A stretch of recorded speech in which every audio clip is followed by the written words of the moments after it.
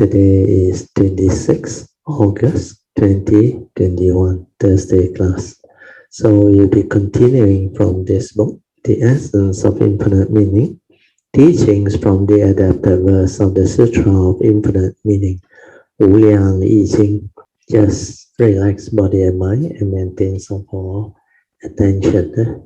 Then as usual, we will have our half an hour of awareness-based meditation. We will off the light so that you all can develop the meditation accordingly. Yeah. Okay. So remember, this meditation is to develop awareness within. That's why it's awareness-based meditation. So what you need to do is you just silence your mind. The moment you are without thought, silent, you are already aware that nature is already there. So what you need to do is just relax body and mind. First, support. Then be at ease. Let things be. Don't try to know. Don't try to do anything. Just silent completely. Then after that, just maintain awareness. The mind just aware. Whatever arises, aware. Thought arise, aware. Tactile sensation arise, aware. Sense experience receive at the sense basis, aware.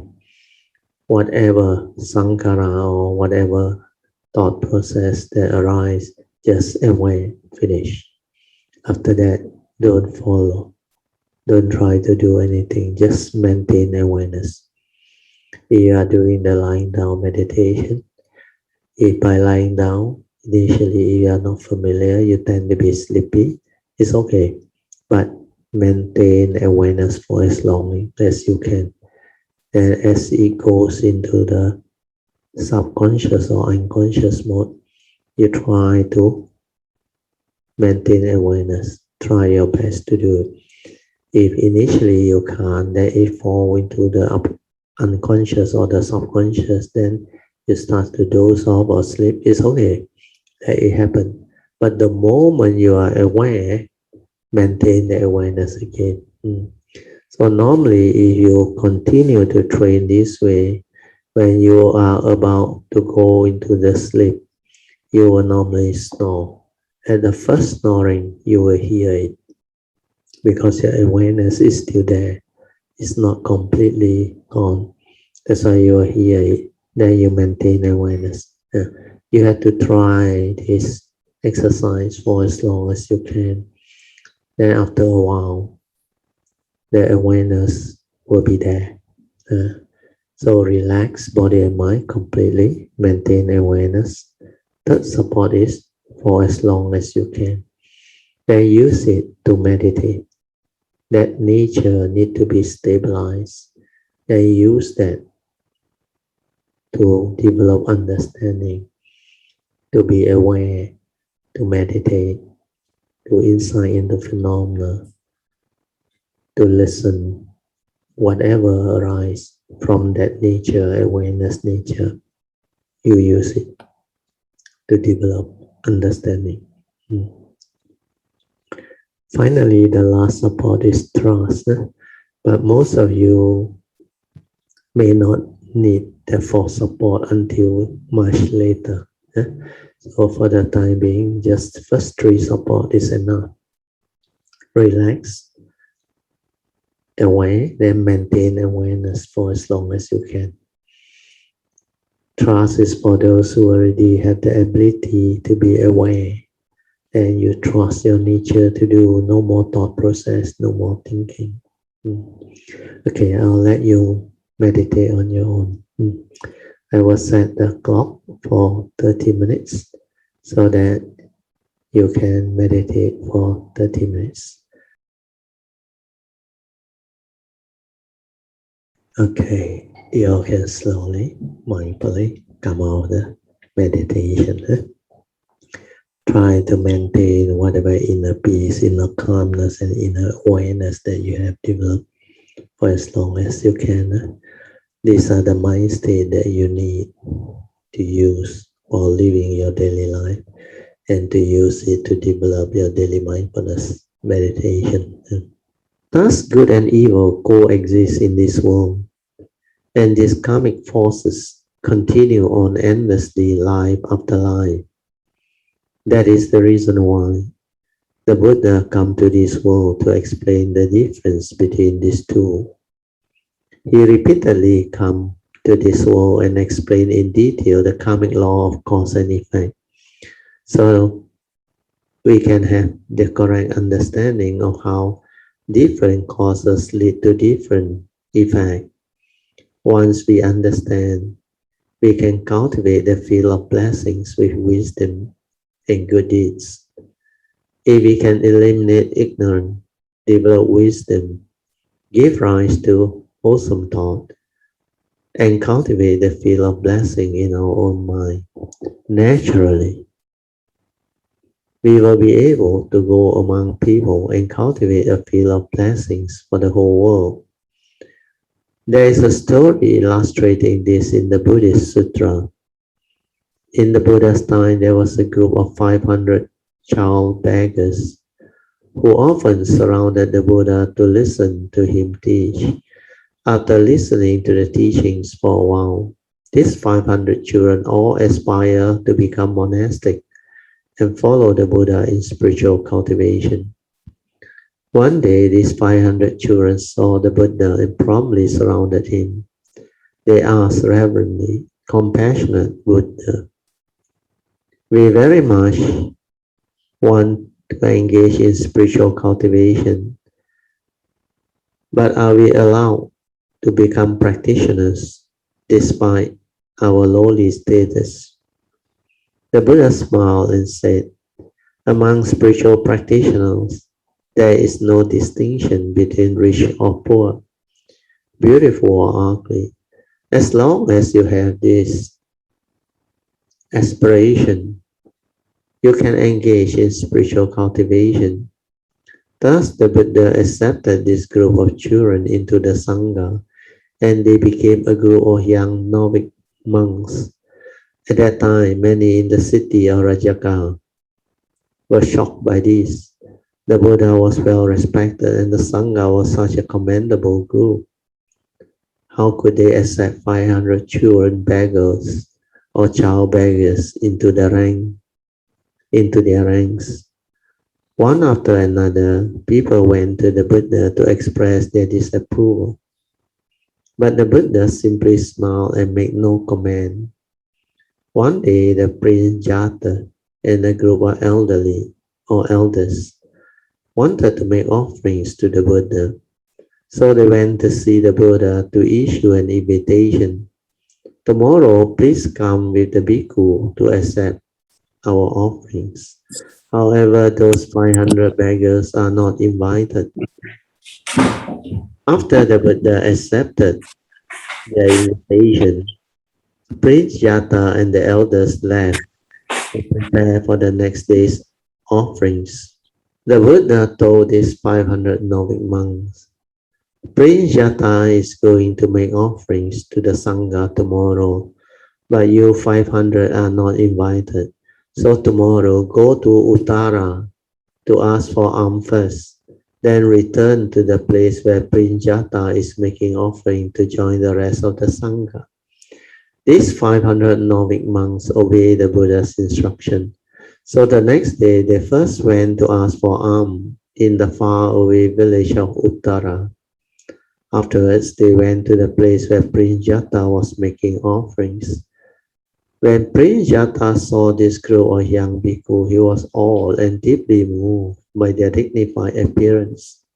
He immediately asked the Buddha where this group of bhikkhu had come from. The Buddha said, "They are the child beggars whom you did not want to include in your offering." Feeling repentant, Prince Jata and the other elders asked the Buddha about the causes and conditions that led these 500 bhikkhu to engage in spiritual practice. The Buddha said, "Countless kalpa ago, there was a drought that lasted for a long period of time. and caused widespread famine. At that time, the residents wanted to store up their food, so they were unwilling to give charitably. Only one elders still continued to make offering as usual to the 2,000 or so spiritual practitioners who at that time were living in the mountains. He also gave generously to other people who came to beg and to ask for alms. As increasing number of people came to ask for alms, the elder dispatched his 500 house servants to distribute the food day after day. After some time, these 500 servants became discontent and began discussing the situation among themselves. If the elder continued with this scale of giving alms, our bodies wouldn't be able to hold on or hold up. They continued complaining.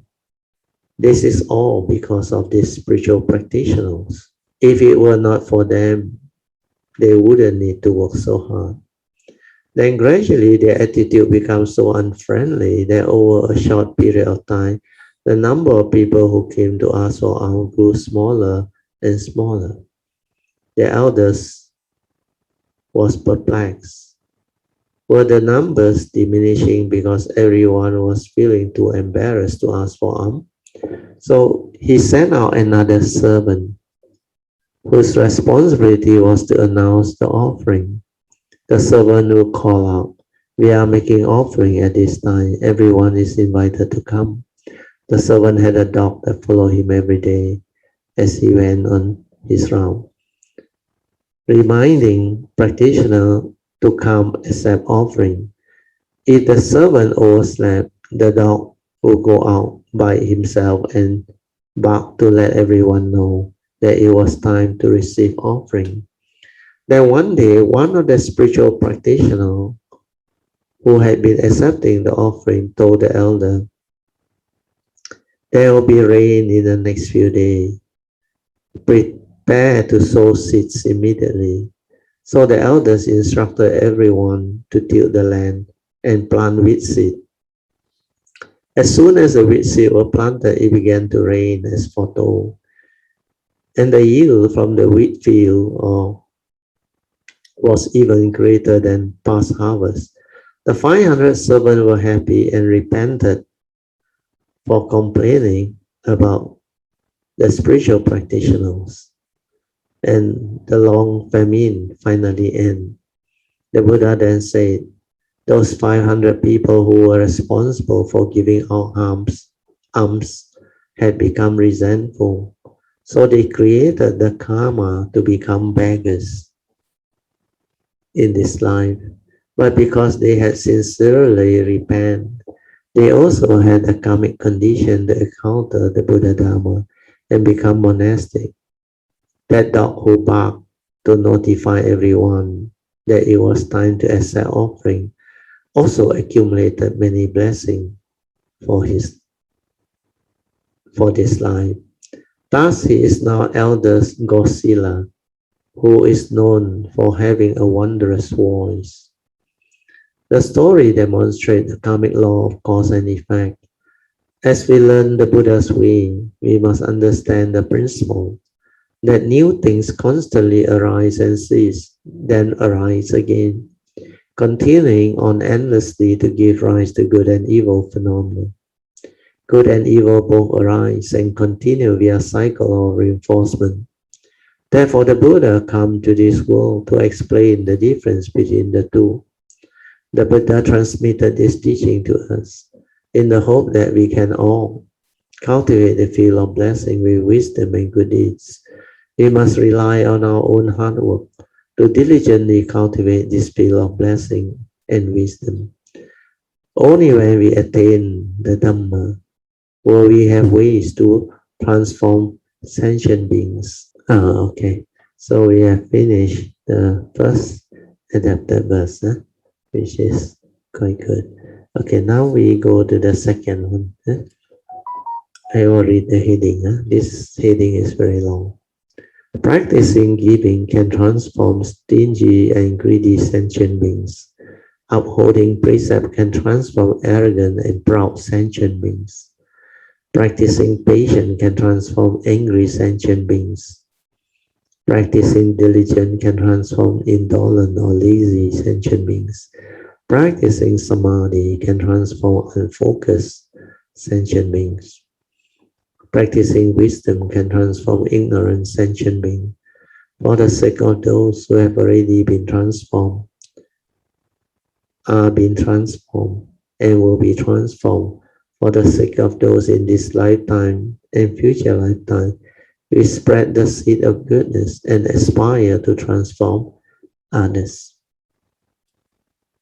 Okay, so we read the commentaries. The first merit begins with the four infinite mind, and then continue with the six paramitas.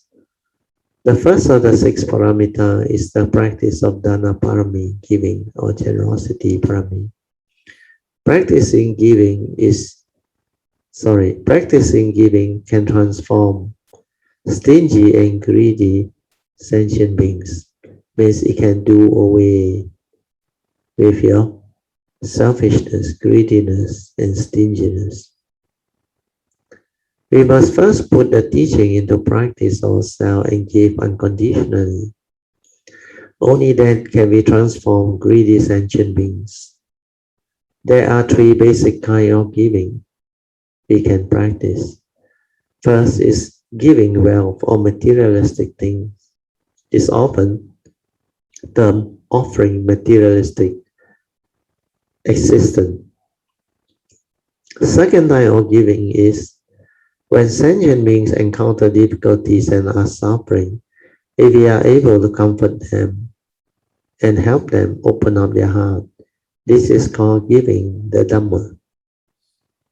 Then finally, giving of fearlessness is showing others that they can depend on us so that they no longer have to be afraid.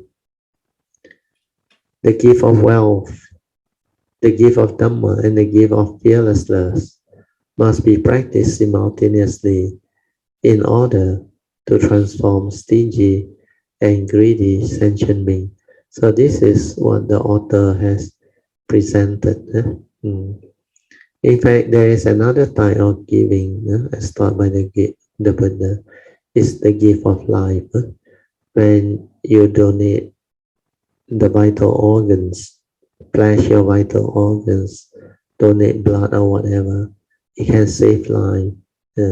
So that giving is also very wholesome. So we call that the gift of life. Okay, I'll read one. Furthermore, upholding precept can transform arrogance and proud sentient beings. So precept is morality, sila. So if you want to transform your arrogance or proud attitude, you should keep your precepts. When we are arrogant, we think we can do anything. If we think this way, we will do whatever we want and easily fall into trap in this world. One false step can bring long-lasting grief. So this saying is very true. One false step can bring about long-lasting grief. That's why evil are very dangerous. Evil action, deluded action, they can bring about long-lasting ill or suffering or misery. Therefore, we must uphold precepts to prevent wrong and stop evil. In our daily dealing with people and matters, if we can always maintain self-discipline, the precept will help us gain virtue and help us to learn to tame our ego and our arrogance. So this part is important. Understand the importance of precepts and morality. Sometimes like what the commentary said, one wrong step can lead to long-term misery or suffering. Sometimes you tell a lie, a very serious lie. That lie can end your whole career. Or you try to cheat and mislead people. You are not truthful. Your whole career, reputation, or trust can be destroyed. Then sometimes you take a wrong step by being selfish, deceitful. You try to take advantage of people and situation. Then the law come after you. You get into big trouble. So one wrong step can lead to long-term suffering and misery. So keeping precept is to avoid all this. Sometimes you keep to the precept, the moral value, you will not commit a crime. You will not land up with police case. You will not be charged by society's law. Then you will not lose your career opportunity or career life, because people who are being charged or fined more than a certain amount or sent to prison, when you come out, it's very difficult for you to find a job or be given a second opportunity or chance to build up your life again. So precepts is very important. Sincerity, integrity, virtue are very important. Do not arise the deluded thought or wrong thought or selfish, greedy thought. Do not be violent, emotional. Do not arise the unnecessary fear, worry, anxiety, sorrow, and lamentation. So all these are evil roots of all evil. Okay, we move on. Sentient being has so much greed, anger, and ignorance, the three evil roots. However, practicing patience can transform angry sentient being. We know that in the moment of anger, we will find it very easy to create negativity of karma. We know that in a moment of anger, we will find it very easy to create negativity of karma. Oh, this one we have covered.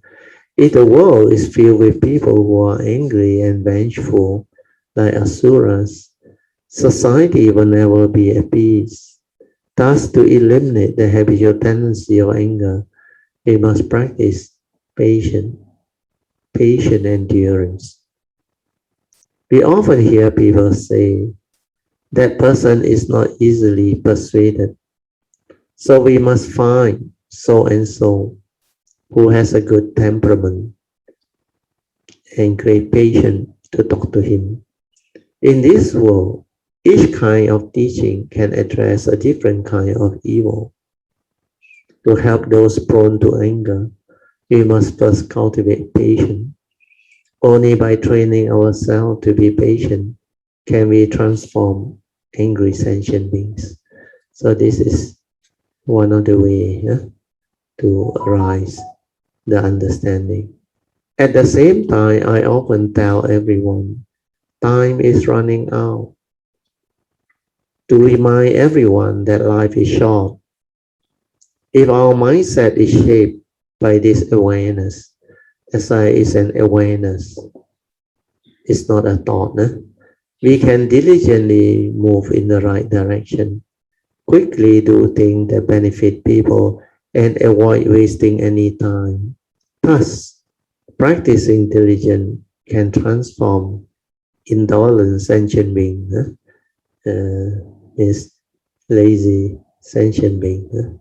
So this sentence, time is running out, is very important. Don't always believe that you still have time.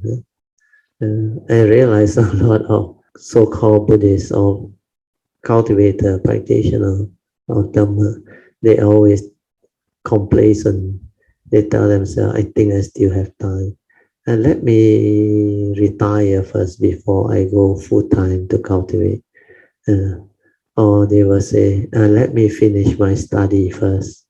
Then after their study, they say, let me build up my finance first, my career, my whatever financial stability and all those things first. Then later on, they will continue with a lot of other reasons because they don't see the importance of Dhamma. That's why they can actually allow all these things to happen. So here, when you develop the understanding, you will pay attention to such words or such advice. Time is running out. Especially those who know that they are no longer young. Then you contemplate on death, marana anusati, then you will be diligent. You will not be indolent. You will not take things lightly and allow the time to go to waste. In fact, to be diligent is very important. To do that, you must have the understanding. So be reminded, time is running out, especially for most Kayamita who are already beyond the age of 50s, some 60s and beyond. So time is really running out for these people. I will read on. As sentient beings, mind cannot remain settled. They become filled with habits of indolence, means laziness, habits of pride, anger, and stinginess. So practicing samadhi can transform unfocused sentient beings. In fact, the nature of our mind is intrinsically pure. But because we have developed habitual tendencies over time, our mind cannot remain focused. To treat our lack of focus, we must practice samadhi. Practicing samadhi does not mean sitting in meditation without moving. Pay attention to this sentence. You think meditation or cultivating samadhi is just to sit and sit and sit without moving, then you already don't have the understanding. Means you have got it wrong. You don't understand what is meditation. We should know that carrying firewood or water is also a form of meditation. Every single action we take can be part of the practice of samadhi. To cultivate meditation or samadhi, the most important thing that you must have and develop is sati, mindfulness. When you are aware, mindful, you can develop heedfulness. Then the moment you are heedful, you are in the meditative state automatically. So every single action we take can be part of the practice of meditation or samadhi.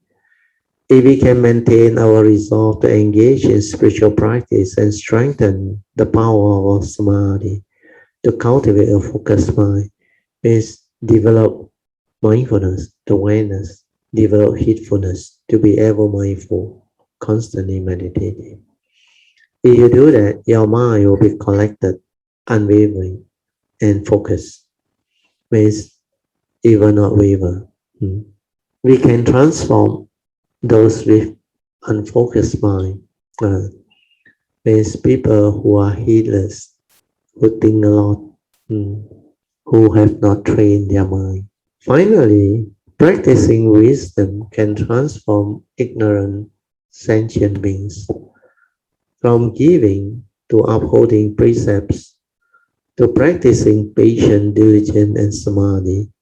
With each step of our spiritual cultivation, we can develop wisdom and transform ignorant sentient beings. For the sake of those who had already been transformed, are being transformed, and will be transformed, means that we do this for all sentient beings. whether in the past, present, or future. For the sake of those who have already been transformed, we hope their resolve to engage in spiritual practice can be further strengthened. For the sake of those who are in the process of being transformed, we continue to help transform the people around us. For the sake of those who have not yet begun to be transformed, the many sentient beings in the future we have yet to meet or yet met, we must also aspire to transform them. So this is a very complete way of developing understanding, especially for bodhisattvas. That's why we make vows. We commit ourselves to plant the seed of bodhi, then take the four basic vows of the bodhisattva and train ourselves accordingly to walk the path of Dhamma, following the bodhisattva way. If we can follow these 6 methods of spiritual cultivation for the sake of those in this lifetime and in future lifetime, then whether they have already been transformed, are being transformed, or will be transformed, we will be able to form good karmic affinity with all the sentient beings. So forming karmic affinity is very important. Then we can spread the seed of goodness and aspire to transform them, enabling everyone to form the aspiration to transform themselves and others. Before we continue, I would like to add something. Just now we went through the various cultivation of various type of virtue to enable to help certain type of people, like dana parami or generosity parami is to help overcome selfishness or stinginess and all these things. Then we also cultivate a lot of other virtue and parami, even patience and all the other related parami. If we understand that all virtue or goodness or wholesomeness can enable us to root out certain negativity, then we need to understand the importance of virtue. That's how my nature came to realize. Finally, ultimately, after your cultivation, where you come to understand the Dhamma, you end up having virtue.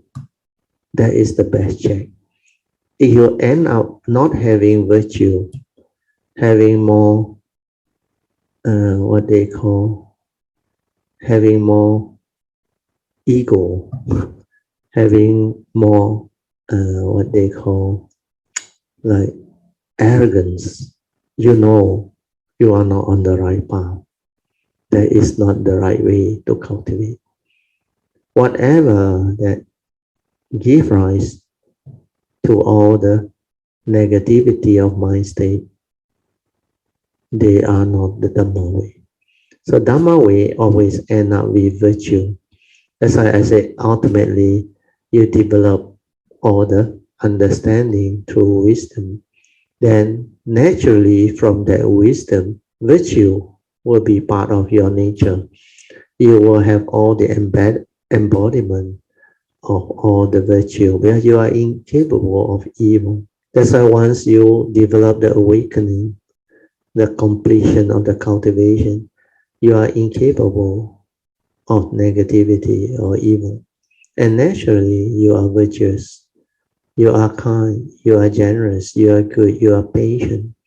You cannot have all those negativity of mind state. You cannot be lazy and all those things, indolence or whatever. You won't. So all this is a good check. Okay, we go on to the next adapted verse. We continue from there. Those not able to transform others develop the will to transform others. Those who commit the 10 evils develop the will to practice the 10 good deeds. That's why it's the opposite, 10 good deeds. Those who contrive, those who contrive develop an uncontriving mind. What is the meaning of contrive? Or scheming, deceitful. Those who retreat develop a non-retreating mind. Those who have leaks develop a mind free of leaks. Those who have affliction develop a mind to eliminate them. I think I'll get mommy to read the Mandarin. Hey, Lapo, because the English is not correct. Let my wife read the Mandarin better, more accurate. 为人度者，其度心；十恶者，其十善心；造作者，其无为心；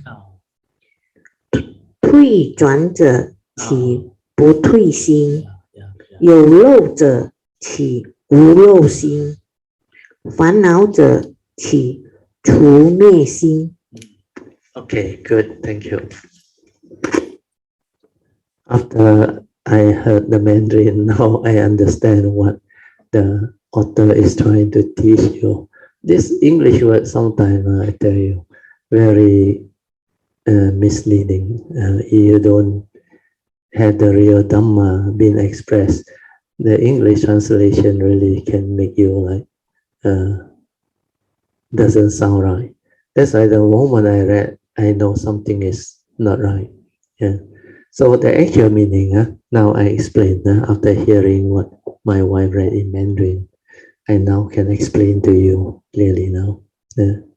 You see, here is it, those not yet able to transform others develop the will to transform others. Here, the English word transform. Transform means what? He didn't say transform you to develop the Dhamma understanding. No. He said transform others. Develop the will to transform them. Actually very confusing. But the Mandarin is very precise. You cannot transform the heedless to be heedful to have the Dhamma. Then you must develop the will or determination or bodhi mind to do it. Then those who commit the 10 evil acts, not only 10 evil, it can be action, speech, or thought. Develop the will to cultivate the 10 wholesome deeds or good deeds. Then those who contrive, develop, the Mandarin word is better.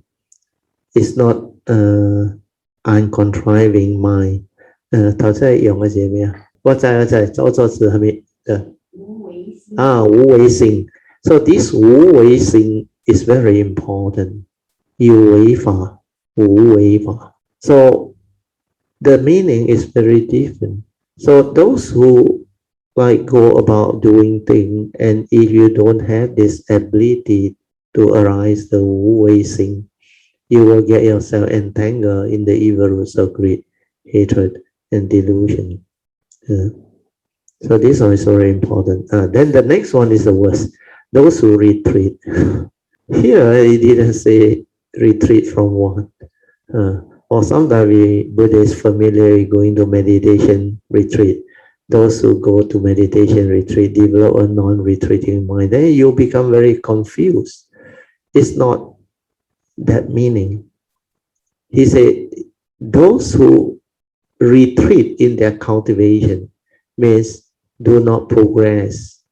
They start to decline from their cultivation.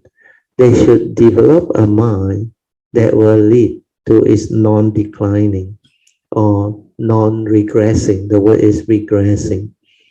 So here it's not retreat, it's regressing. Those who regress in their cultivation should develop a non-regressing mind. Then those who have lick. In Mandarin, lo, although you can translate literally as lick, but it's not that type of leak. It is not like water leaking from somewhere. So the Mandarin word low is very suitable for cultivation. Like 你漏了 something, like you cultivate, then certain thing you're supposed to cultivate, you like miss out. And that is low down. So here, the English translation, you don't read the Mandarin and you don't know the Mandarin. And this is translated. That is the authentic sharing from the master. So sometimes if you English educated, you will have this disadvantage. That's why I want my wife to read it out. Then even the last one also same. Those who have afflictions. The Mandarin word is very good. It's not only affliction in the sense like suffering and misery and all those things. Affliction is more related to the Dhamma, to the teaching. Because you lack Dhamma understanding, you develop suffering mentally. Then because of mental suffering, physically, you also suffer. So those who have mental and physical suffering or affliction, they should develop a mind that has wisdom to eliminate it or to root it out. So the title is very beautiful, but the English translation, you have to be careful. Okay, we read on.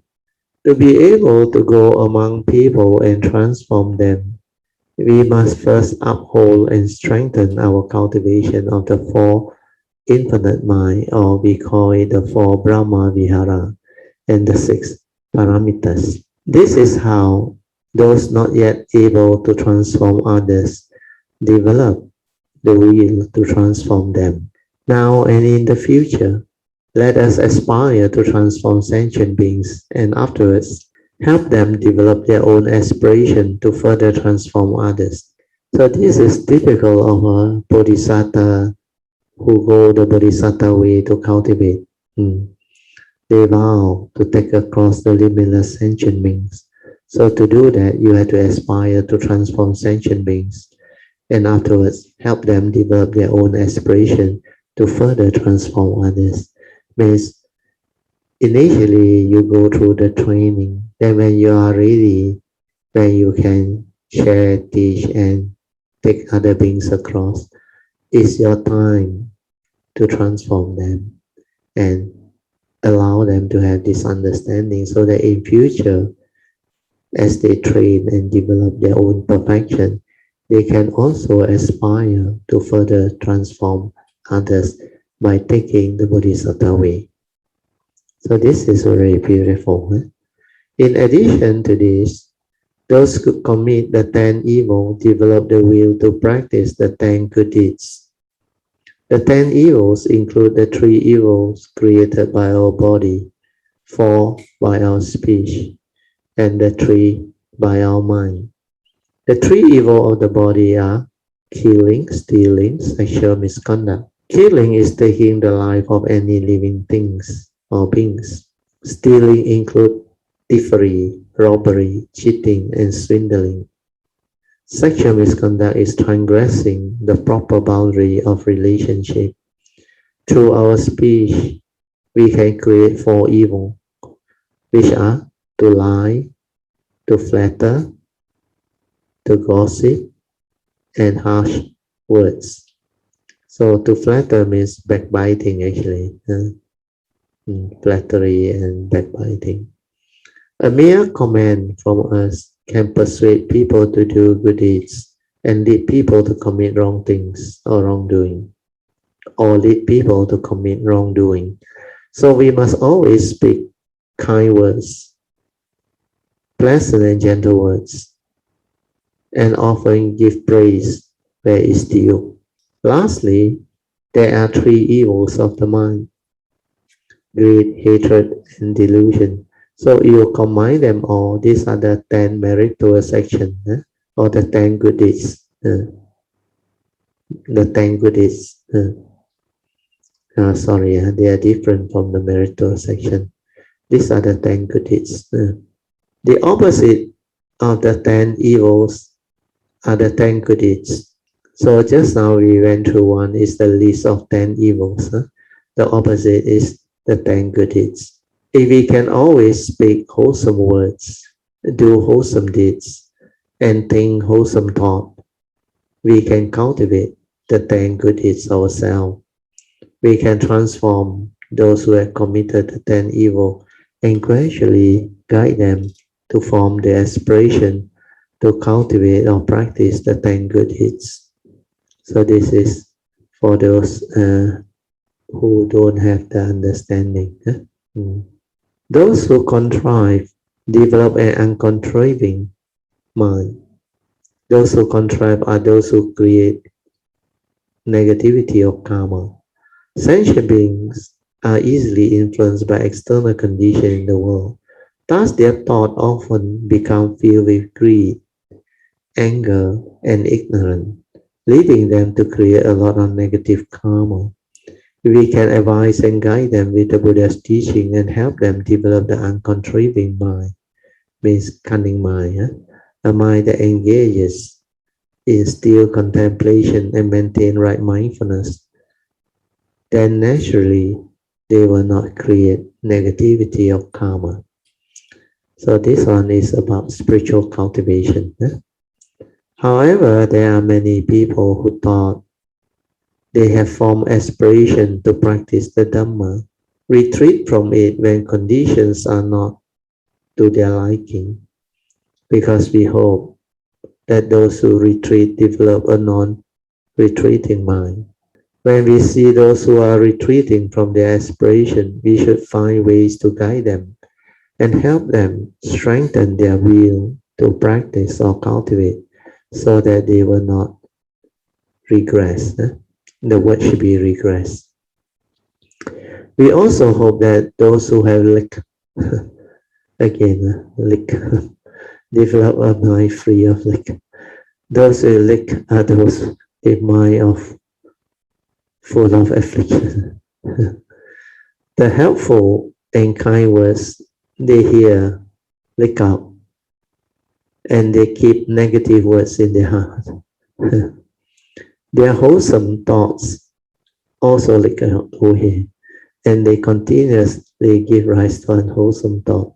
We must find a way to help those with lick to remain in the wholesome state of mind, attain wisdom, and clearly distinguish good from evil. So this part about cultivation, maybe I need to caution your opinion. Here, what they describe is actually a lot of superficial description of the practice or the cultivation.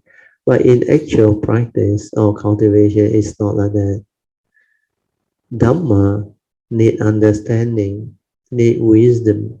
Before you understand, you cannot change yourself. You cannot do the opposite as taught by them. So you need to develop wisdom and understanding. Otherwise, all these are not possible. So that is the part I want to share. Maybe you all can make a note. When we encounter those who are greatly afflicted, we should find a way to help them eliminate affliction. So this one again is the same. Easier said than done, like I always say. Let's say you see people with a lot of suffering, greatly afflicted. So what must you do? He said you should find ways to help them eliminate affliction. How to find when you yourself don't have the wisdom and the understanding and the Dhamma cultivation. That's why you must cultivate first. Develop your own Dhamma understanding and wisdom first. If only you yourself can be free of affliction, then only you can help others. That's why Bodhisattvas already have the cultivation. That's why they can do the work. Otherwise, you can't.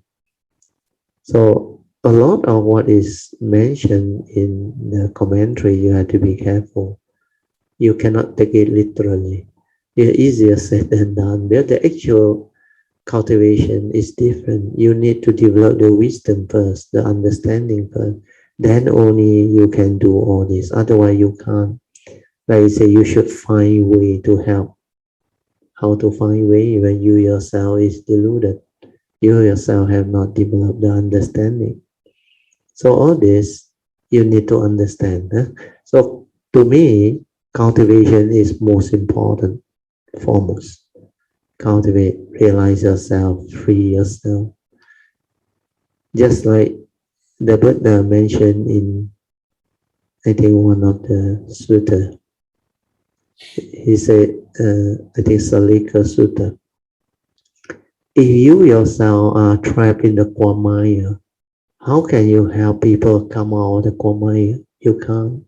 Unless you have liberated yourself, free yourself, you know the way to come out. And then only you can help others to come out. So that is the meaning. So I will read on. Those who have affliction develop a mind to eliminate them. Of course, we ourselves must proactively eliminate affliction. This part is reminding you to cultivate. We cannot wait until after we have given rise to affliction and have created negativity of karma. By then it's already too late for regret. As long as we can constantly engage in the still contemplation of our mind while we protect and maintain right mindfulness, we will have the Dhamma in our heart and can naturally brush aside any conflict that we encounter in the world. So here, if you are not a practitioner of Dhamma, you are not a Dhamma cultivator, you cannot understand. That's why the author mentioned this at the end. This is the correct way. This is the correct understanding. You must constantly engage in still contemplation, means develop the second turning, or the point number 2. Contemplate, reflect, and inquire with a calm mind, with a still mind, with a creative mind. So constantly contemplative, meditative. So when you can engage yourself to develop this contemplative mind, still contemplation constantly of your own mind, means develop mindfulness, awareness within, and reflect, contemplate, and inquire. Then develop the continuity of mindfulness. That's why here they say, while we protect and maintain right mindfulness. Protect means maintain and protect it. Do not allow it to slip away or regress. Then you will have Dhamma in your heart. Having Dhamma in your heart is having wisdom. And then you can naturally, they use the word brush aside any conflict. Is not actually brush aside, root out, or transcend, go above. The mind can transcend or go above all this. Then it will not have any power to delude you or cause you any more suffering or misery. So you can naturally transcend any suffering or affliction that you encounter in the world. So cultivation is very important. We have already gone through the 10 steps of Abhijja Sutta. Step 1 is having Dhamma friends. Then step 2 is the first turning, constantly listening to the Dhamma. Means listening to Dhamma, or we call it Suttamaya Panya. When you listen to the teachings of the Sutta, discourse of the Buddha, you develop the first turning wisdom, Suttamaya Panya. So step 2 of Avijja Sutta is constantly listening to the Dhamma to arise the Suttamaya Panya. And this is the initial wisdom that you need. Then after that is the second turning, Chintamaya Panya, you reflect, contemplate, and inquire on the Dhamma that the Buddha has already proclaimed, the discourse. So all these are the various training that you have to go through. So second turning is very important. After you listen, you reflect, you contemplate, you inquire to stabilize your understanding, then to develop a more stable, collected wisdom. And these two, first and second turning wisdom, are still what we call initial wisdom, because the third turning wisdom, which is Bhavana Maya Panya, is the penetrative one. And so that one you need to go through meditation, meditative. That one, step 8 of Abhijja Sutra, where you cultivate the 4 foundation of mindfulness. So step 2 is actually cultivating first turning, leading to second turning. Then after that, the third step is developing the faith. Means after you have listened, reflect, contemplate, and the Dhamma stand up to investigation, you develop the faith in the Buddha, Dhamma, and the Sangha, the faith in the Triple Gem. That is step 3. Then step 4 is to have the initial wisdom, Yoniso Manasikara. Then after that, you move on to the next step, step 5 of Abhijja Sutta. So step 5 is after step 4, you will develop naturally after the initial wisdom, Sati Sampajana, mindfulness and clear comprehension of all action, all movement in the present moment. Whatever you do in life, in your career environment, or whenever you are living your life, you have to be in this state of Sati Sampajana, means mindfulness and clear comprehension. That's why constantly aware, ever mindful, constantly meditative, ever mindful. Then after that, you only can clear step 6 and 7. Step 6 is very important, but it's a natural sequence of step 5. After you have step 5, step 6 is you are incapable of the 3 types of wrong conduct. So this one is automatic. After you have developed Sati Sampajana, your understanding will be there. Then you will not violate your 5 precepts and all those things. So all this continue until the 10th step of the Abhijja Sutta. They are all part of the training, part of the cultivation. Then you can also subdivide all these 10 steps into all their various practices, and they will link back to the essential Dhamma, to all the teachings that the Buddha has taught us. So all this understanding is very important. Okay, so maybe we will stop here. Now we will open up for second session, meditation reporting.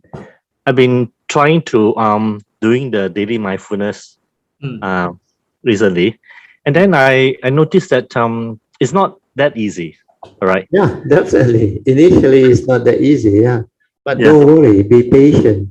Persevere. It will come. Always have this determination to be aware. Whenever you slip off, the awareness not there, determined to be aware. The moment you are aware, you are already back on the training. That's why J. Krishnamurti say this word. Attention and inattention. He said, the moment you are aware of inattention, that is attention. You understand? The moment you are aware that you are not aware, that itself is awareness. Yeah. So determine to be aware. So every time it slip off like anapanasati, is the same. When the mindfulness of the in and out breath, initially when you do it very fast, it slip away. You are no longer on your breath. Never mind. Patiently bring it back. That's why in the anapanasati instructions, some teachers, they always say, do expect the mind to slip off for many, many times. Some even say maybe 1,000,000 times. And that is the extent of it. But normally, if you are serious, no need. Very fast, you will get it. So mindfulness is the same. The moment you are not mindful, you are aware that you are already heedless or lost in thought. That itself, that moment itself is awareness. Means to be attentive. When you are attentive from within, you are aware. Means aware, determined to aware. So initially, I remember, go to your heart. From your heart, aware outside, easier. So determined to be aware. Then determined to be with the moment. You have to do it. Initially, it was slip off very fast, you're right. Yeah, you continue. Yeah. And then somehow I noticed one thing is that, if for the next few days, you see, I continue to do the lying down meditation diligently, like twice a day and all this. And I don't notice that somehow the consciousness and awareness is automatically turn on, is it? Yeah, and it will just because that is the stability that you need. If you are most of the time aware when you are in the lying down meditation, that is the stability that you build up. If your stability or awareness is not there, you don't stand a chance. Daily mindfulness. That's why I say you have to do the lying down meditation until your mind enters sati. Now you listen again. Maybe this one is a good revision. How does the mind enter sati?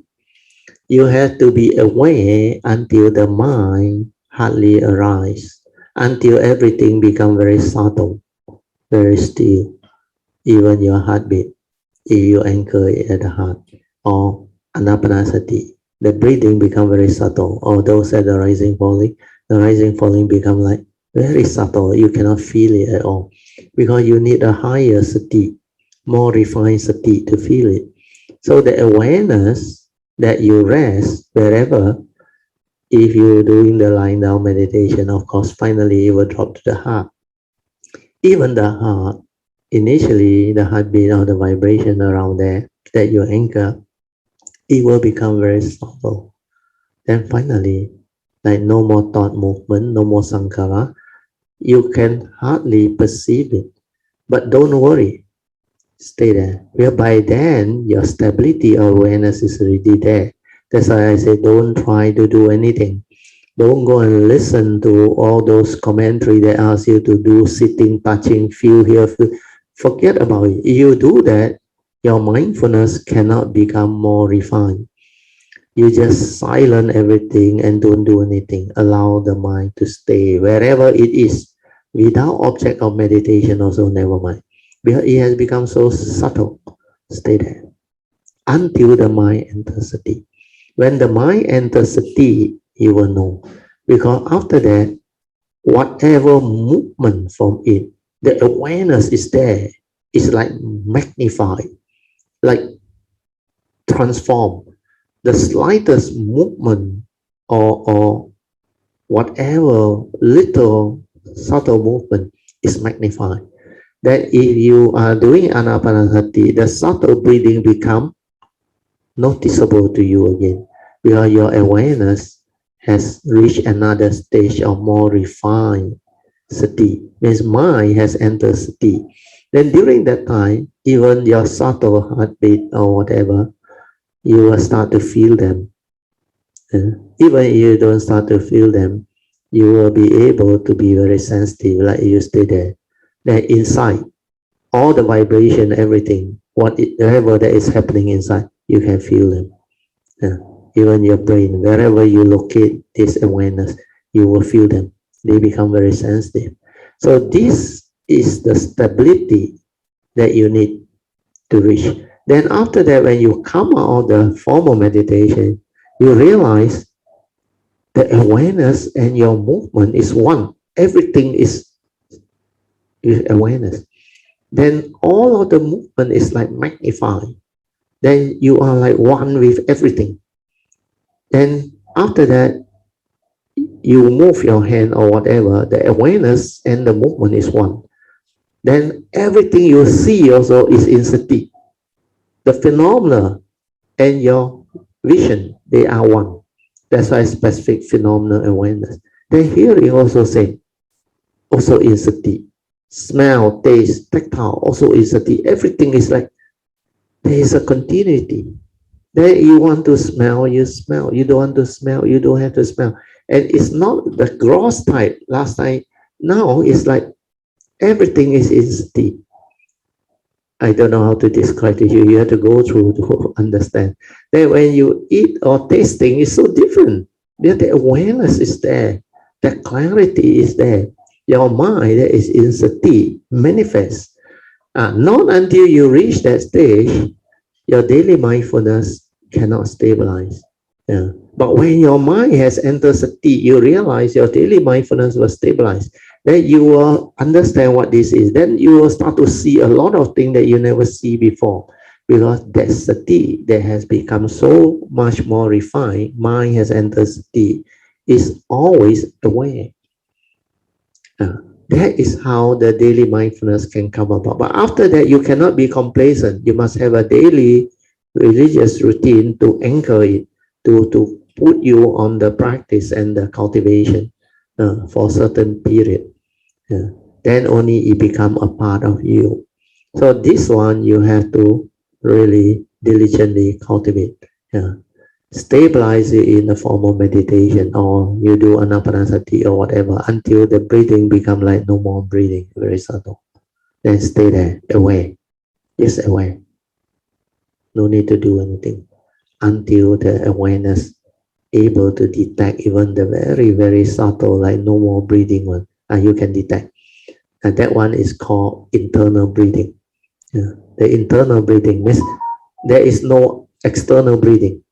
That very subtle mindfulness is like internal breathing. Like you don't need to breathe on. Yes. I don't know how you describe. You actually your breath become like no more breath. You hardly breathe, but you are healthy. You are strong. Don't go and panic now. Oh, if I don't breathe, I will die. No oxygen. No, the internal breathing is very different. That one sustained life. That one is from the life force. The life force that is aware, just aware, pure awareness. Then the life force can be anywhere. It can be anywhere you look at it. That you will move. That's why there is trust. So stability of mindfulness is very important. So sadhu to you, luckily now you become like more serious in developing the daily mindfulness. That's why you can describe. It's not easy initially slip away, which is correct. That's why I sadhu you.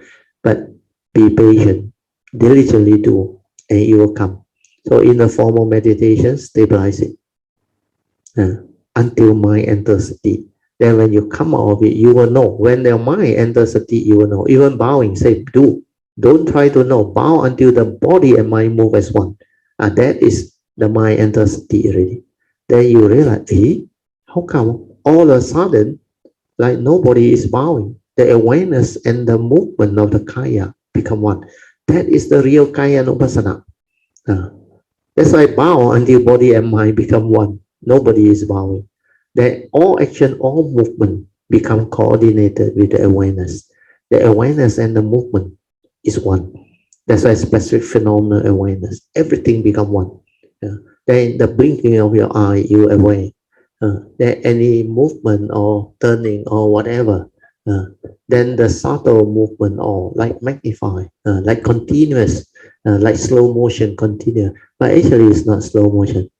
You have this sensitivity to be mindful of it, to be aware of it. That's why you become very different. Then you will know. During that time, I remember I just stand and observe people talk, people speak, people move, people walk. But myself, whole body fully aware that all the slightest movement or activity is aware. Then because of this awareness, I can also be aware of the outside. The people chocolate or what.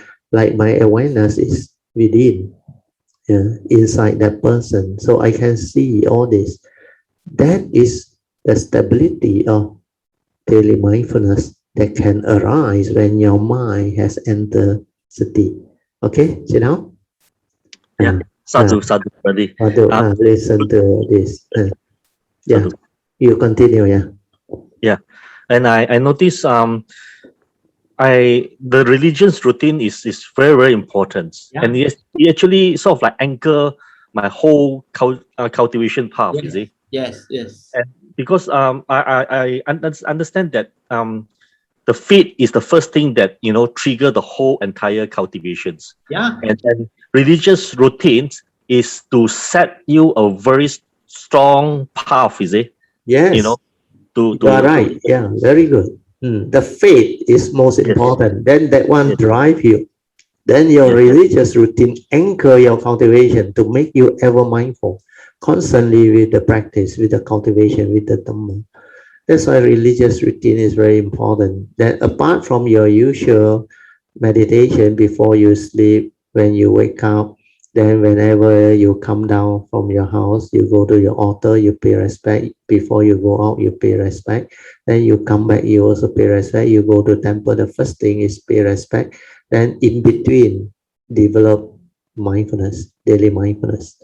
So even until you move out from your house, maintain the daily mindfulness while driving, while walking in the pasamalam, or even in your work environment, or even in the midst of life, existence, be aware. This awareness training is very important, and it can be done because my nature has done it. Within 2 weeks, they come to me and everything becomes so different. That's why after that, I can see a lot of things without that stability or daily mindfulness. A lot of things I cannot see. If you cannot see, you cannot understand a lot of the things that I try to describe to you. But that Dhamma comes from the silent mind, from the awareness nature within. And without the stability of daily mindfulness, your awareness nature within cannot shine forth. That's why Huining's first hallmark of Wu Nian means the awareness nature is that self nature, that true nature, your true mind. That one, if you cannot shine forth and develop the understanding and the meditation, you cannot meditate at all. So that daily mindfulness is very important. That's why I say ultimately to go beyond normal Dhamma knowledge and first turning, second turning, contemplation and reflection, you have to develop the daily mindfulness, to develop the third turning, the penetrative third turning wisdom, bhavana, maya panya. Otherwise, the true Dhamma understanding cannot unfold unless you have cultivated from your past. Then first turning, second turning can help you to understand and inherit your past, and then you maybe can move on. But this life, I realize you still need the continuity of daily mindfulness to really have the penetrative wisdom to connect to your past, to locate your gateway, everything. Without that stability of daily mindfulness, the realization of your true mind, the silent mind, your meditative mind, you can't penetrate the real Dhamma. Very good. Faith and the religious routine. Continue. What else? Yeah, and I understand that the Bodhisattva vow is very, very important, and I somehow I translate into Mandarin. You see, because somehow rather, Mandarin is my first language, my mother tongue. Yeah. So it's more resonate with my nature. Very important. You better translate it. Yeah. You go and develop that correct translation. It will help a lot. Yeah. Yeah. It creates the emotions, you see, Yeah, for yeah. me to Because you make can sense. understand better. The Yeah. Mandarin is very appropriate to Dhamma. Yeah. Uh, And somehow I noticed, you see, if you have the emotion involvement, you see, it yeah, somehow is better, you see. the Yeah. faith will go into your feeling, the pure Yes. feeling, the pure feeling. The pure feeling is very near your true nature, your true mind. Then with that pure feeling, the faith become very strong. Then when the faith is very strong, this is spiritual faculty. It will make you understand spiritual teaching. That's why Saddha is most important. It will drive you. Then it will give rise to causes and conditions for you to understand spiritual teaching very fast. And you actually progress very fast. I remember because of my faith in the great beings, Kuan Yin, Buddha, and also my teacher. Oh, then I move very fast. Then I listen attentively because of the faith. Then all the meaning come out. Of course, I also inherited from my past. But I realize faith is very important, which is very true. That's why I determine to have the faith. When I have the faith, I can understand many things. Mm. Very good. Yeah, Yeah. you have got almost everything correct. Yeah?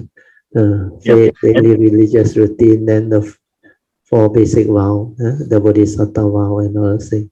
What else? Good. Yeah. And also I'll add in things that, it Yeah. is tailor for my situations, yeah.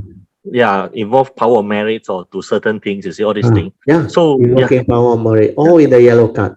all right. You So I can think do that it. yellow card is basically the very completion, Yeah, very yeah, complete, yeah, comprehensive, correct, complete correct, understanding of the correct. Bodhisattva way.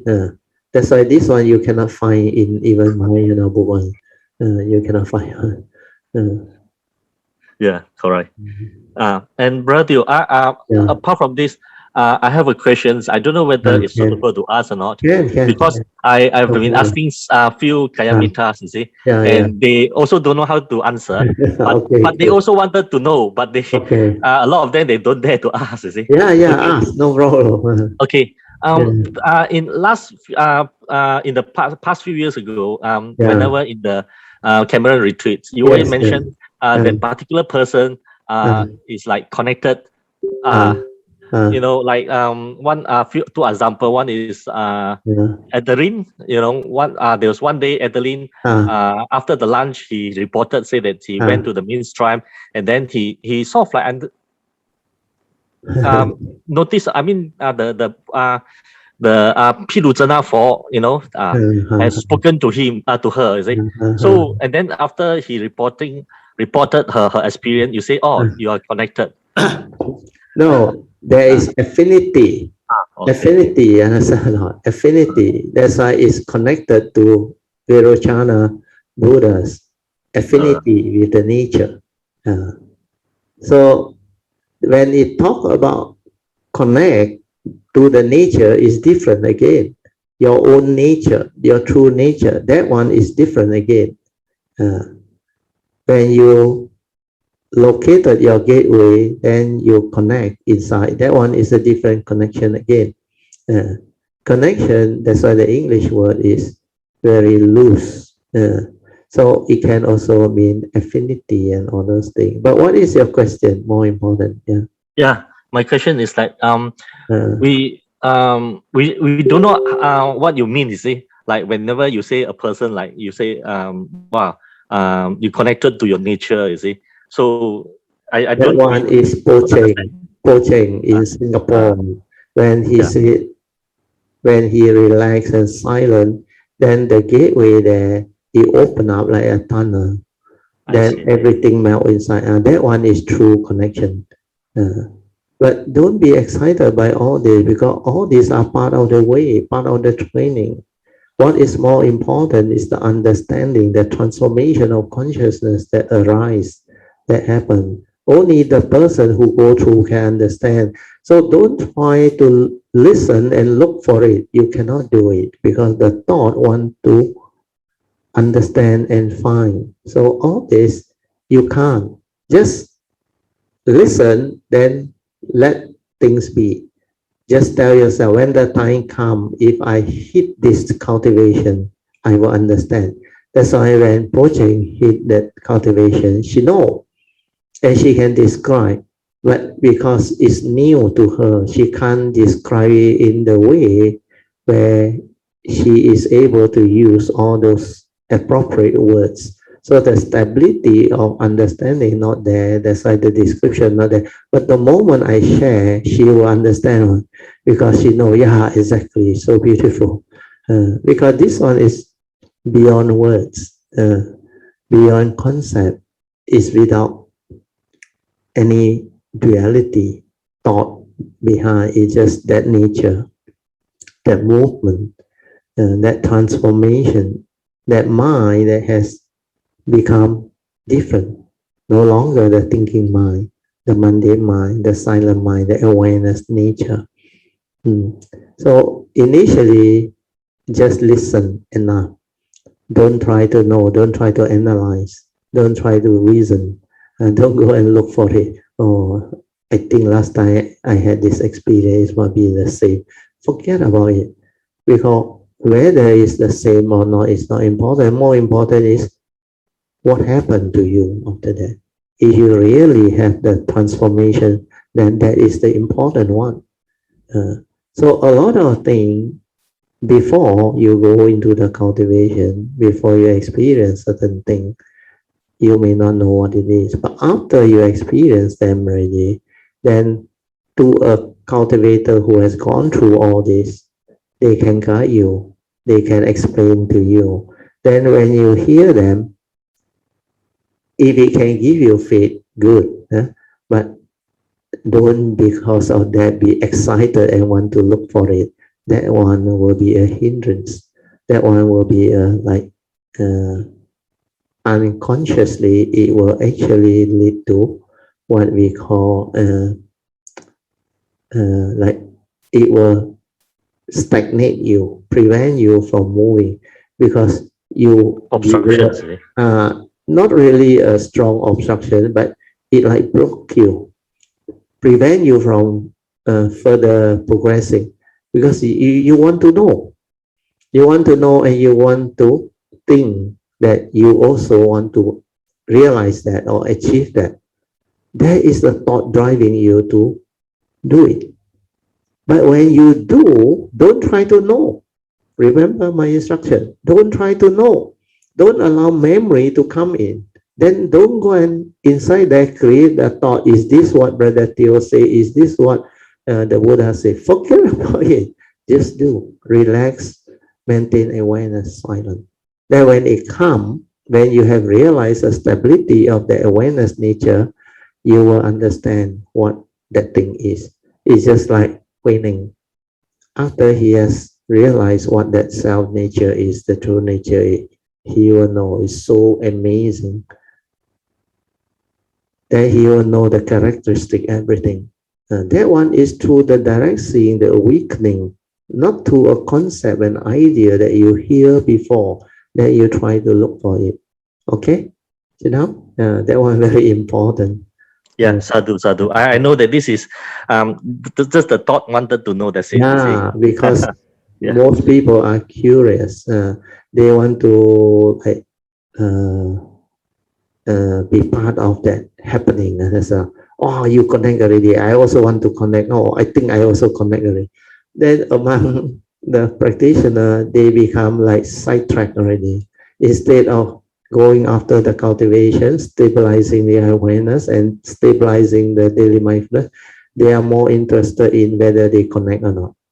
Then you debate. Yeah. So a lot of these things, when you hear or what, just acknowledge it, finish. After that, don't even try to look for it or remember it or what. Just let it be. It can be in the memory, never mind. But do not hold on to it. Do not go and like seek it or try to understand it and realize it. No point. Well, this one is a cultivation. Cultivation, the individual must go through it. and realize it. If you don't go through it and realize it, no point. No amount of like sharing and words can actually make the difference. Yeah? If you are not at that level of cultivation, you cannot experience it on. Then you cannot understand. But sometimes all this, if people have gone through, have the condition, then I have to explain. Then I have to like let people have the credit, rejoice, and let you all know that this can be faith.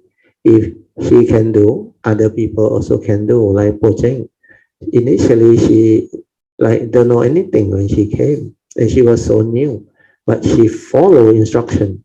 She do exactly what she was told, and through listening, constantly listening and determining, he follow every step, every advice very closely. That's how she penetrate. That's how she able to go through all this and transform. So all these are possible if you really attentive and determined with the faith, then follow like what you have gone through. So this question is okay, but the advice is don't go and create attachment. Don't try to know. When you meditate, don't try to know. Remember this word. Just do. Cultivate. Then everyone is different. Some will go through different way to realize things. That's why everyone is different. Not everyone have to follow the same route, the same path, because you can approach the 84,000 Dhamma down from any direction or any particular peculiarity of your own cultivation. So all this, only the individual can develop the understanding. And as you go through the cultivation, you will see a lot of very beautiful transformation. But ultimately, whatever direction you approach and come from, the Dhamma that you realize always the same.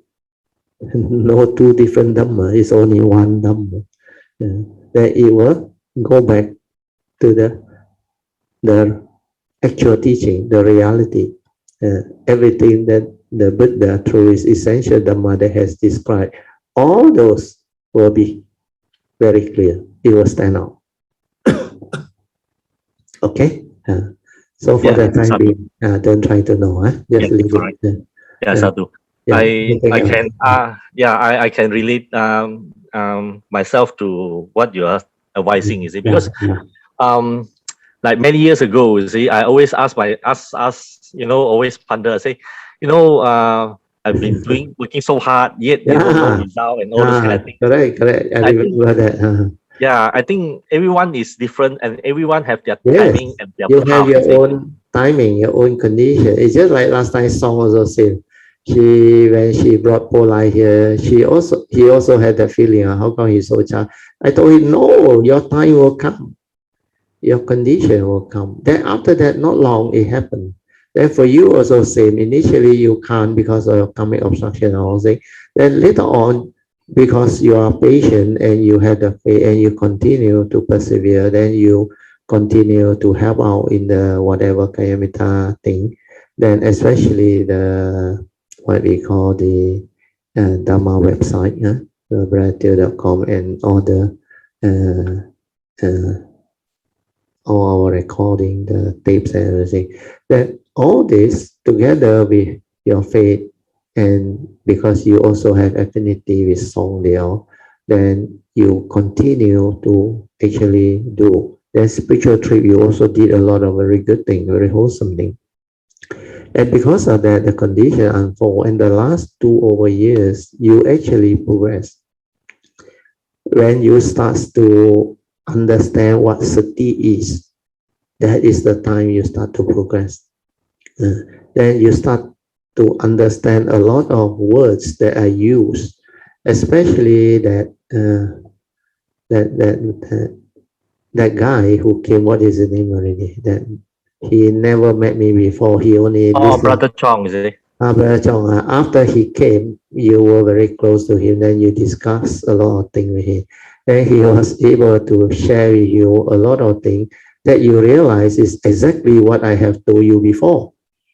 Then you realize, hey, how come this fellow never met me, can understand all these things that I say, but he only understands to the extent he understands. That there are a lot of things he still haven't actually penetrated, because he know what my sharing is, and he know this is very difficult to come by and all those things, but he has not gone in and do it. He only know that it's very beautiful. Then the sati he also know, but he has not really stabilized it yet. So not until he go through the stability of it, and go through the whole training, then transform further, and then whatever he share later on will be different again. So a lot of things you start to see and understand. That's why after that you have a lot of faith when you come and very excitedly tell me, oh, is it Brother Teo, what you say, why very true. This Brother Chong also, he experienced, and he actually didn't come to me until much later, until he himself say he cannot already, he must come and see me. Well, I don't know where he got my teaching. He read it somewhere, and I think from the internet or somebody told him or what. Then he start to listen and all those things. Then he know it's very beautiful, very amazing. But he got nobody to talk to already, because he cultivate on his own. He also reached certain understanding where only my sharing and teaching has the answer to what he encountered. So that's why he very keen to come and discuss with me and talk to me. Then I try to explain to him, gave him the pointer and understand, but not easy, because there are certain things he has not gone in. He has not stabilized and all those things. He has some inking on what that thing is. Then sometimes when he try to explain, I know where he is, but let him go through all this and understand it on his own will be better. Because sometimes no point trying to like spoon feed a person. They have to go through. Then also maybe he seldom attend the physical class, but because of MCO or those things, I think he listened to the recording and the sharing. I think. So all this help. Okay. Yeah, sadhu. Yeah, Right, sadhu, sadhu. Yeah. Okay, Namo Buddhaya. Yeah, Namo Buddhaya. Yes. Right, so sorry I have not been attending your class for quite some time. Oh, don't worry, you are busy, I know. Because you have to help a lot of people. And you have to rush around. Yeah. Yes. Yeah. Okay, I just need to update for what happened to me the last few weeks, but just to like share. Sadhu. Yes, very good. Yeah. I think everything started after the help. I volunteered for your writing up the transcript for your. Sadhu, that one helped you a lot. Wow, really, that one. The book is coming out soon. Yeah. Oh, The printer has got our final copy. So now he's preparing the print copy for us to check.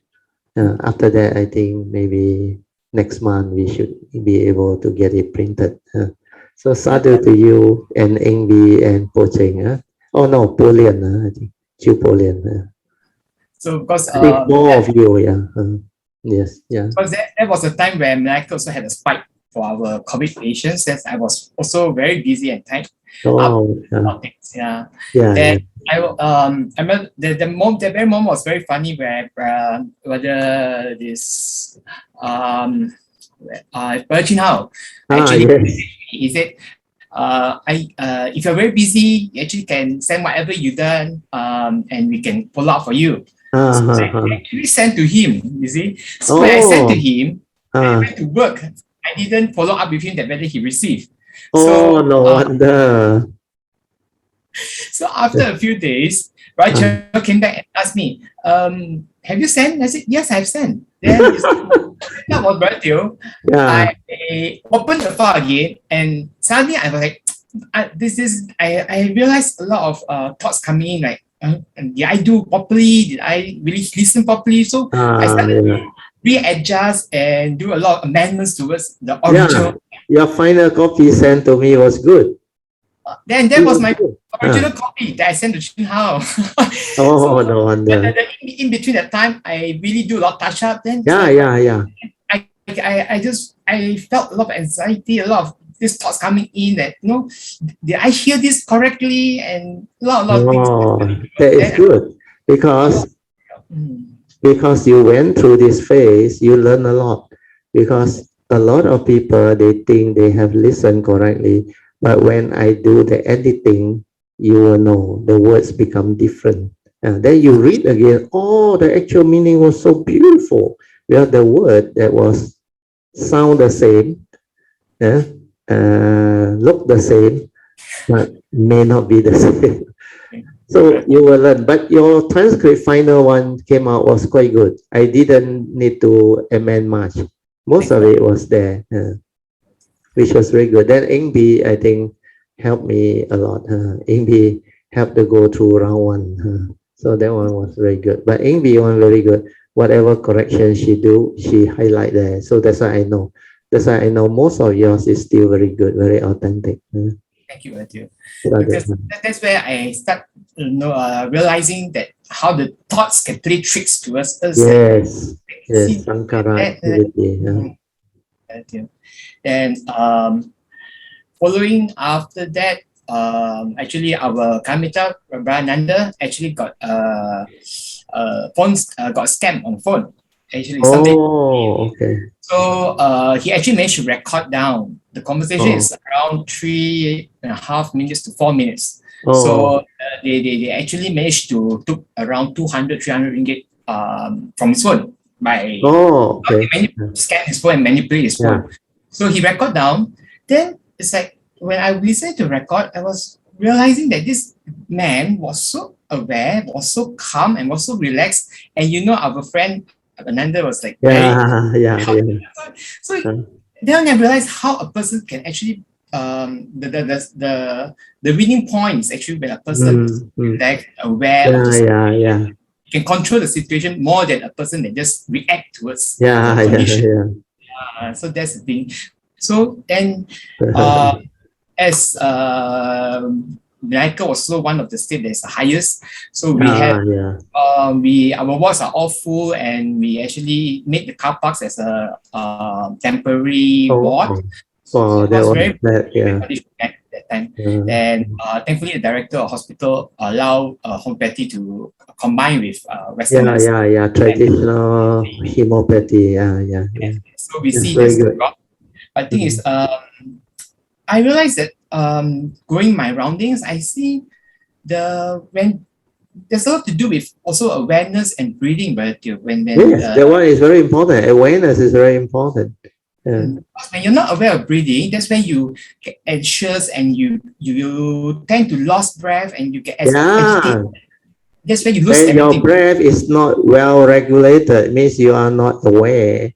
You cannot act actually. You are not peaceful. You are not calm. But when your breath, anapanasati, is stable, when you are mindful, you can act and you have clarity and you can give faith. And people will actually feel better. They will respond better. When they look at the doctor, they will know. There are certain doctors who are really very good, very ethical, and they know what to do. They give confidence to the patient. Then you feel good. Because many frontliners was emotionally down, mentally down, because there are too many patients to handle, this condition. Yes. There is a lot of fear because of the pandemic. And many things can actually cause people to collapse because there's a lot of negativity around. Then the fear and the insecurity and the doubt, actually that one, very negative, the energy. Then they are not peaceful, not calm. So they need good frontliner. But it's kind of hard. Yes. It's kind of difficult because they can't have family members who can't be with them. They are all alone, and that's where we give them moral support. You must give them moral support. That's why I realized now they also introduce this when they give the jab, the inoculation, which is very good. They say, tarik nafas, means breathe deep. I realized that was good. That was what I'm doing. But before I can even take one breath, the whole injection was already over. Then the nurse said, "Oh, uncle, you very good, huh? You tak takut apa pentara." I say, you cakap tarik nafas. I mean, nafas belum habis, you dah siap dah. So that one very good. Tarik nafas is very good. You ask him to tarik nafas. If he know how to breathe deep, it's a few seconds. Then by then, the jab is already gone. People fear and become tense. That's why they cannot do a proper injection. So when you are relaxed and you know how to tarik nafas or just maintain awareness, very fast they do. And the nurse was very impressive. He said, "Uncle, you very good, huh? Oh, you tak takut, apa bendera?" I said, "Ini biasa lah, you cakap tarik nafas. So all these are very faithful. Then your transcript part you did is very good. The first part on awareness-based meditation. So now your understanding of awareness-based meditation based on that part is so much clearer, and now you can do already. That's why I can see you are different. You are more calm, more peaceful now. And you can really do the lying down meditation. Not like last time you running around, stressed out. Even my doctor also know you got no time to rest. You were so stressed out because too many things going on inside there. And whenever you all need to have a rest, you really snore off and sleep very soundly. Then also food, you all like food, you and Ananda, but it's good. You got good appetite, you can eat, you must eat. But more important is now you know how to develop the awareness and the way to meditate. You can recuperate very fast, and it will help you in your career and the thing you do. Sadhu to you. Thank you so much. So your sharing is very good. So hospital now, I believe the situation is not so bad, isn't it now? Much better now. The ICU are less severely taxed now compared to last time. That's why I can last. Yeah, you can rest. That's good. Yeah. So you are on call or you are permanently attached there? Volunteer. Volunteer. Oh, sadhu. So they take you in as frontliner, volunteer. Huh? Yeah. Oh, sadhu. Very good. Sadhu, rejoice. So let us rejoice with the good sharing from Chin Hao and Dr. Ye. So let us rejoice by saying sadhu. Sadhu, sadhu, sadhu.